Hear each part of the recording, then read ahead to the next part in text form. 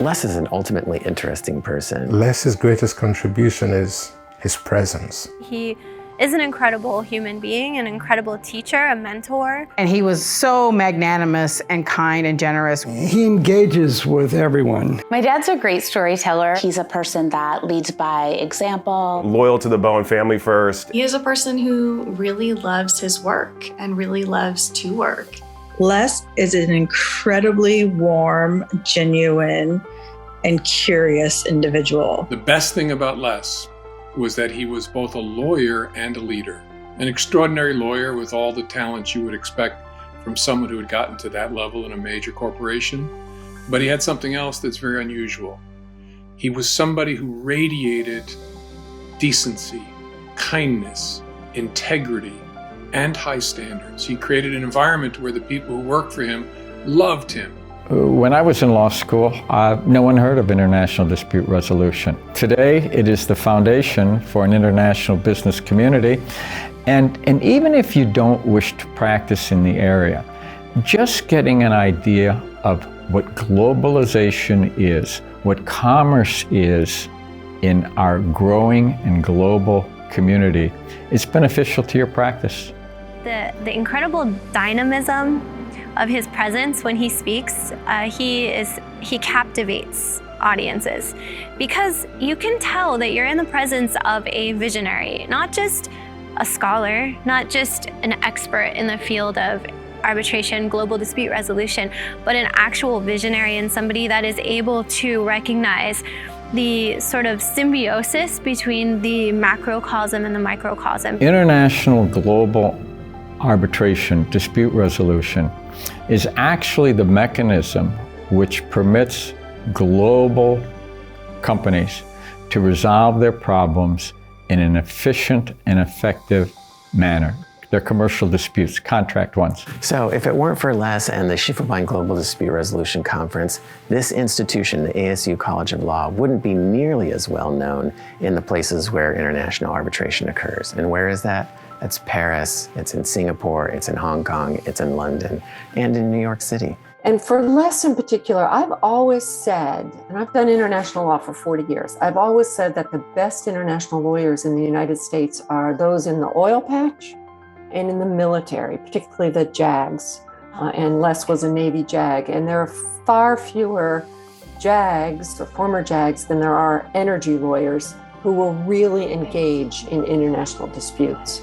So for Les to say this is what we do is important in civilian dispute resolution internationally really means a great deal to me. Right. Well, I think his greatest contribution to international arbitration is really his commitment to leaning in whatever community that he's closest to and bringing international arbitration to all pockets of the world. Before COVID, Les was traveling all over the world all the time, from Singapore to Paris, points in between, on his own dime to try to meet with arbitral institutions, meet with the major arbitrators and mediators around the world, encourage their participation in those activities, encourage collaboration among the institutions. All of that is just, that's not paid, that's not something he has to do, but he does it because he's driven professionally to encourage those things.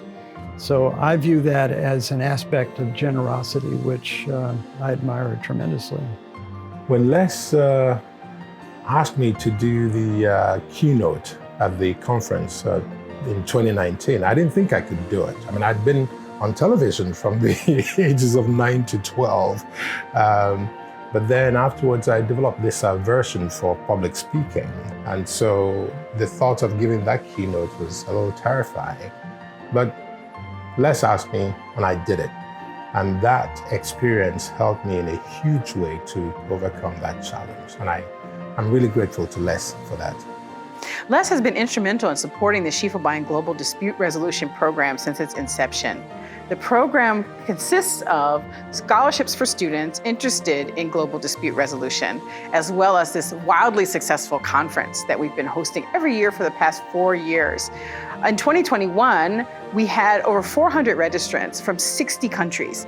And so this is a testament to the reach of Les's unparalleled reputation and his ability to draw attendees, as well as speakers. We've had some very prominent individuals from across the international arbitration space, as well as public figures involved in the Schiefelbein Global Dispute Resolution program and conference, and they would never have gotten involved had Les not been able to put in a good word or to extend a personal invitation. I know he has brought to ASU his passion for resolving disputes, especially disputes across international borders, which bedevil us today. And that's all really important work. But I think the most important thing he has done is model a certain way to live and a certain way to lead. And I hope more people get a chance to see that up close and to try to copy that. Children don't truly understand what it's like to balance one's home life and professional life, maybe until they have kids of their own.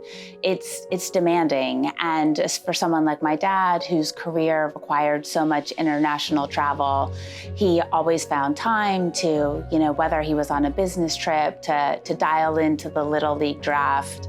And I think as you get older, it makes you appreciate your parents even more for all the things that they did for you. The one thing that really sticks out to me is loyalty. He's a family man. We have a big family.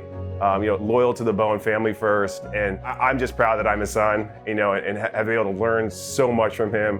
During this time, and so proud that he's being honored for all his hard work. I have a great relationship with my dad. I can say he's honestly one of my best friends. I can go to him for advice. We go for walks and get coffee, and he loves my daughter. He brings her favorite chocolate milkshake just to do it impromptu and to spend quality time with her. He can always make me feel better.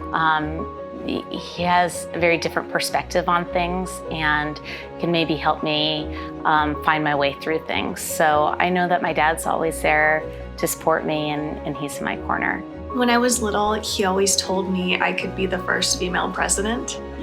And I think it's wonderful. He saw me as a limitless being, that he had 4 daughters, and he saw all of us as being able to achieve whatever we wanted and really encouraging us to do whatever we wanted in the world. I think that's something that's really special. Fundamentally, you have been a great advisor to me, someone I look to when I'm thinking about the needs of in-house counsel, and that is an incredible reputation to have, a true consigliere, someone whose advice is sought.